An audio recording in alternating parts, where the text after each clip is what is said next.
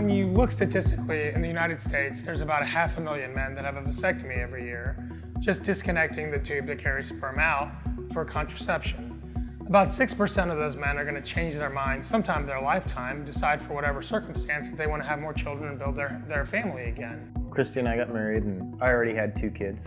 She was an incredible stepmother, but we decided that we wanted to start our family too. So we're very fortunate to have patients come from all over for robot-assisted vasectomy reversals here at St. David South Austin Medical Center.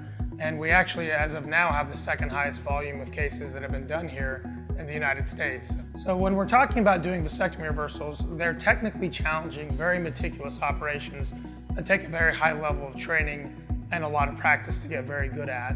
And when we're talking about the hole that we're putting back together to have sperm run through to make that man fertile again, if you look at print on a textbook or newspaper, that hole's about the size of the period at the end of a sentence.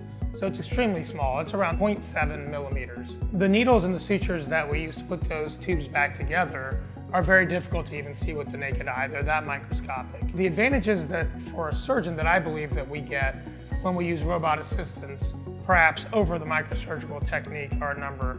One is when you look at the visualization that we can get with that robotic platform, it's a very high definition 3D visualization, so the surgeon can see a beautiful image. It's very sharp. I personally feel like I can see better with the robotic device than I can with the microscope. Another one of the nice advantages of the robotic technique is when you're operating with instruments with your hands, the human hands and wrists can only make so many motions and movements.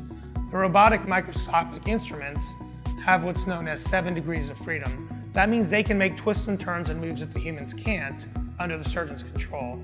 So it becomes a much more delicate operation that you can move much more fluidly, much more seamlessly, because that robot offers you a lot of those advantages.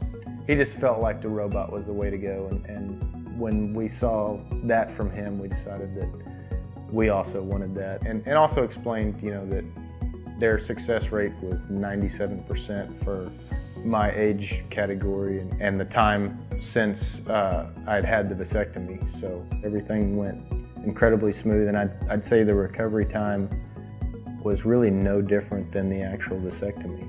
Yeah, that looks good.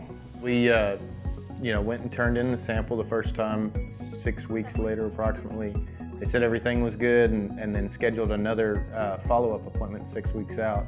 Halfway to the second appointment, found out that Christy was pregnant, and we were able just to call and cancel the second appointment. We're so excited to grow our family, and my kids from my first marriage are incredibly excited too. They can't wait to have a little brother.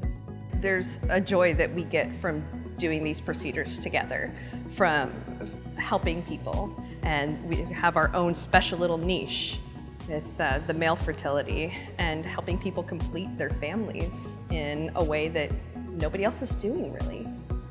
It feels good. So we're very fortunate to be able to build a center of excellence here for this operation. And by doing so, really the reputation has grown a lot, and we're getting patients from all over the country and even internationally that are coming here for this operation.